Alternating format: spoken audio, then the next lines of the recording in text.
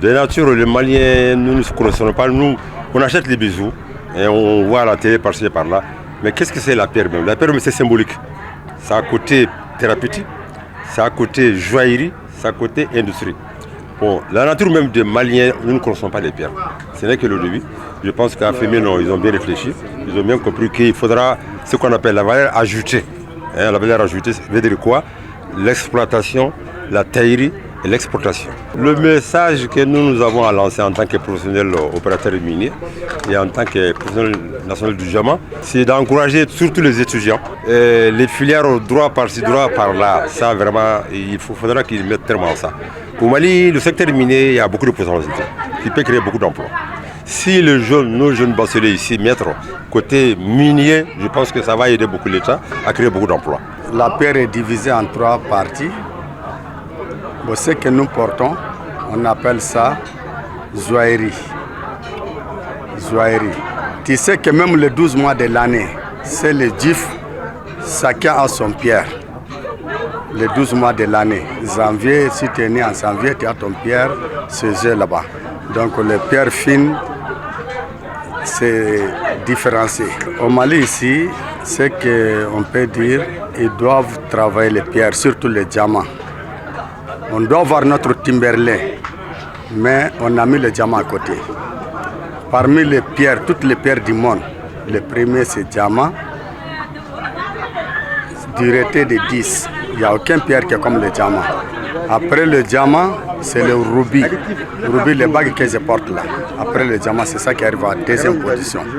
Après ça, il y a saphir qui vient. Bon, ce sont les 3 premiers.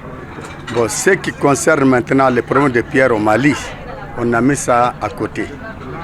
Il y a Saint-Pédem qui est là, mais ils n'ont pas eu de soutien. L'ambassade de Suède donne un soutien à l'UNIFEM ici au Mali pour émanciper. Puis on voit ici le projet AFEMIN ici à Lassam, et je sais que c'est un projet qui est répandu par le pays entier. Donc on voit un grand pas en avant pour l'émancipation des femmes et l'autonomisation économique de la femme partout dans cette pays. Le message, c'est de ne hésiter pas d'avancer les frontières, c'est-à-dire les frontières de secteur, les frontières de métiers.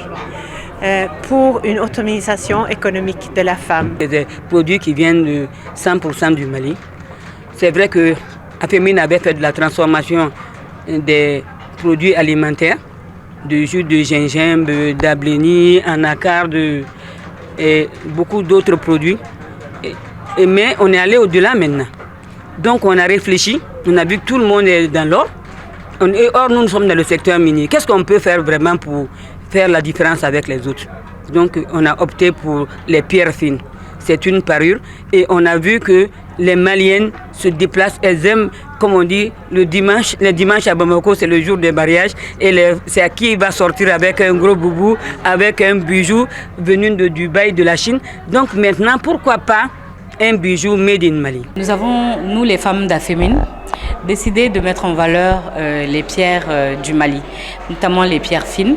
Nous espérons apporter notre contribution à éradiquer la famine et la pauvreté en offrant une formation et un travail, un métier aux femmes et aux jeunes. Nous produisons quand même pas mal de pierres, notamment la préhnite, le grenat, l'améthyste, le quartz rose, quartz fumé, quartz laiteux, cristal de roche, le jaspe, l'agate. Nous avons la chance de disposer d'assez de variétés de pierres ici au Mali.